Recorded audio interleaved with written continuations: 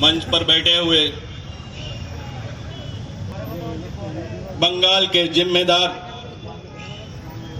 जनाब अनवर हसन पासा साहब, आफ्ताब साहब, अंसार भाई, कलीमुल्ला भाई,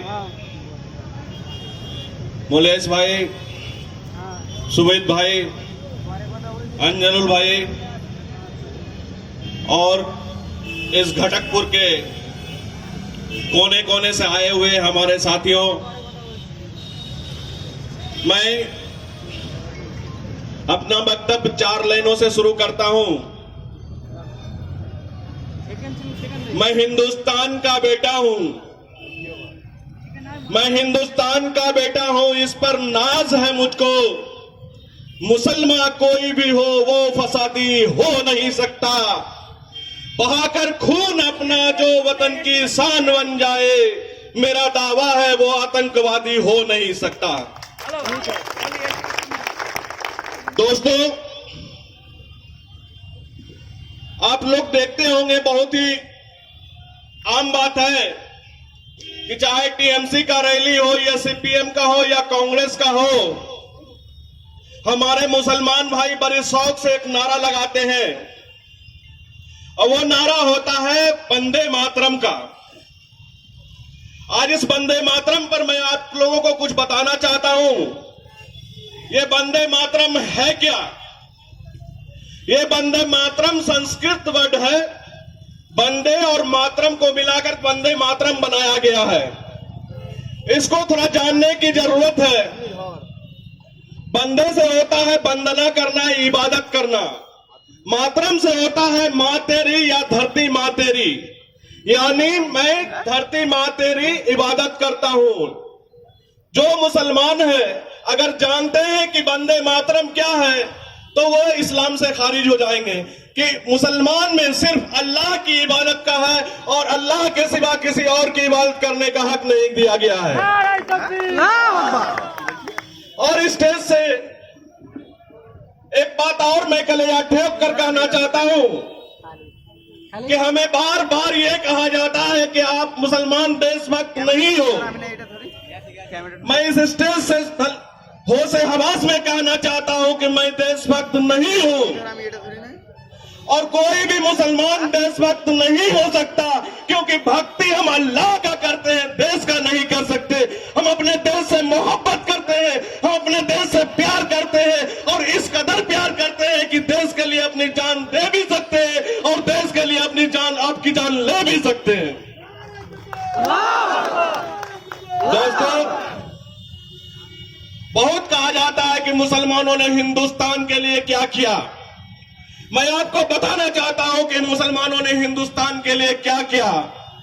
जब हिंदुस्तान छोटे छोटे टुकड़े में बटे हुए थे तो उस वक्त मुसलमानों ने ही एक अखंड हिंदुस्तान का निर्माण किया था और इतना इसको तरक्की याफ्ता किया था कि अंग्रेजों के 200 साल लूटने के बाद भी जब 1947 में अंग्रेजों ने भारत छोड़ा तो उस वक्त 1 रुपये के बराबर $1 हुआ करता था। यह मुसलमान की देन थी। मुसलमानों ने हिंदुस्तान को वो चीज दिया जो आज तक ये खाकी चट्टी वाले कभी दे नहीं पाएंगे। मुसलमानों ने हिंदुस्तान को ताजमहल दिया, मुसलमानों ने हिंदुस्तान को लाल किला दिया, मुसलमानों ने हिंदुस्तान को कुतुब मीनार दिया। क्या तुम दे सकते हो? मैं पूछना चाहता हूं बीजेपी आरएसएस वालों से कि 90 वर्षों बाद इन्हें अकल आई तो हाफ पैंट छोड़ के फुल पैंट पर आ गए। इनको अकल आने में 90 साल लगी कि हाफ पैंट नहीं पहनना चाहिए, फुल पैंट पहनना चाहिए। तो ये हिंदुस्तान का यह तारीख नहीं मालूम नहीं है। ये जब भी बोलते हैं कि जय श्री राम बोलो, मुसलमानों को मारो, अरे जितना हिंदुस्तान का मुसलमानों की आजादी के लिए, हिंदुस्तान की आजादी के लिए अपने खून बहाए, हमारे 75,000 उलमाओं को शहीद किया गया है। तुम्हें मालूम है अंग्रेजों ने 1857 के बाद देवबंद से लेकर के लाहौर तक रोड के साइड में जितने भी गाछ थे हमारे उलमाओं को शहीद किया गया और उस गाछ में लटकाया गया। टोटल 75,000 थे। तुम्हारे कितने शहीद हुए? मैं पूछना चाहता हूं, ये लिंचिंग वाली जो कार्यक्रम चल रहा है आरएसएस के द्वारा, ये जो हमें सताया जा रहा है, 5 साल में हमने 40 नौजवानों को खोया है, ये हमें दर्द होता है।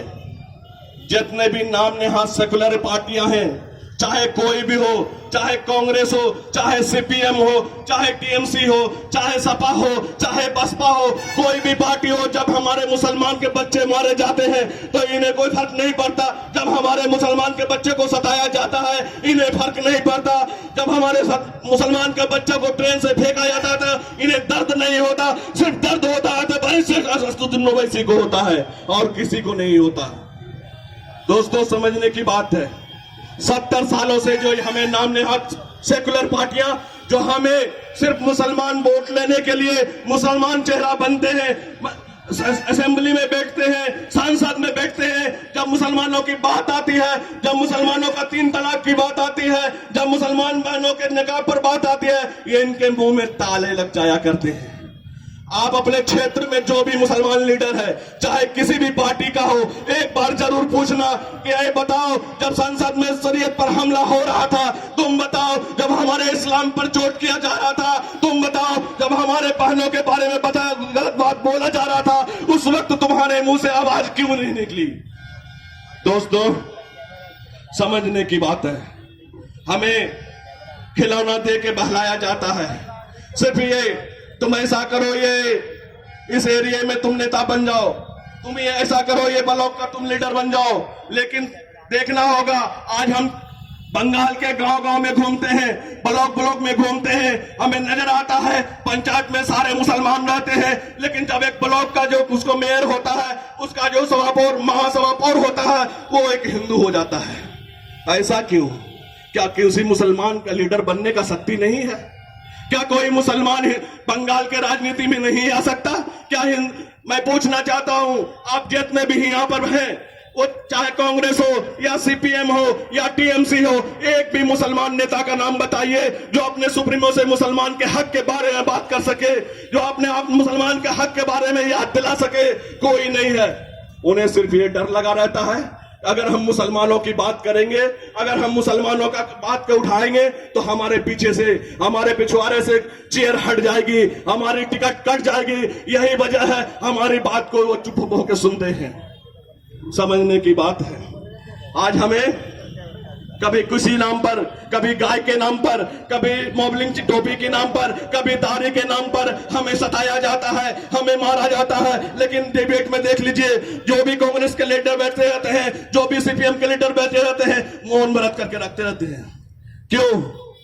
क्योंकि उन्हें पता है ये जो मुसलमान है इनके बारे में हम आज नहीं बोलेंगे, लेकिन इलेक्शन के टाइम में जाएंगे, इन्हें मीठी मीठी बात बोलेंगे और इनका वोट हासिल कर लेंगे। दोस्तों, वो ज्यादा बोलने की जरूरत नहीं है, आप लोग खुद समझदार हैं।